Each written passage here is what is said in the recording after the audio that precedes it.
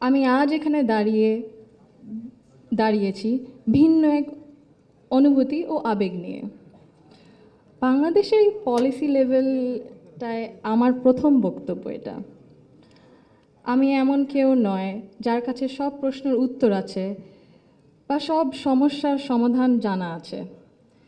তবু আমি বিশ্বাস করি নিজের ছোট্ট জায়গা থেকেও সমাজের জন্য, দেশের জন্য কিছু করার আন্তরিকতা আমাদের সবার মধ্যে থাকা উচিত। আজ আমি এসেছি শুধু শুনতে, শিখতে এবং একসাথে কাজ করার মনোভাব নিয়ে এগিয়ে যেতে। আমি যদি একটু সময় নিয়ে অ্যাকচুয়ালি একটা ঘটনা মনে এসেছে দাদুর ব্যাপারে, এটা বলতে বলতে।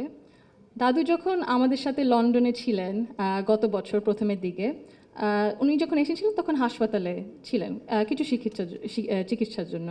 দেশ থেকে নার্স ছিল, ডাক্তার ছিলেন এবং একটি নার্স ছিলেন নাইজেরিয়া ওয়েস্ট আফ্রিকাতে। আম্মা আব্বা একদিন দাদুকে সকাল সকাল দেখতে গেছিলো। তো নার্স তারপরে বলেছে যে, ও আমি তো আপনার মাকে চিনেছি। আম্মু আব্বু বললো কীভাবে? আপনার মাই প্রথম ইলেক্টেড প্রাইম মিনিস্টার বাংলাদেশের না? আম্মু আব্বু তো অবাক, হ্যাঁ আপনি কিভাবে জানেন?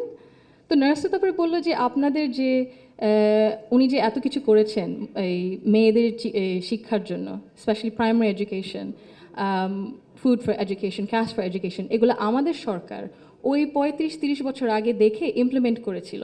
আর ওই কারণে লক্ষ লক্ষ মেয়েরা গ্রাম অঞ্চলে, ওদের দেশে গ্রাম অঞ্চলে বিভিন্ন জায়গায় সদরে এখনও শিক্ষা পাচ্ছে, অন্তত প্রাইমারি এডুকেশন লেভেলে। সো ভাবলাম একটু শেয়ার যদি করি, এখানেই করবো আপনাদের সাথে।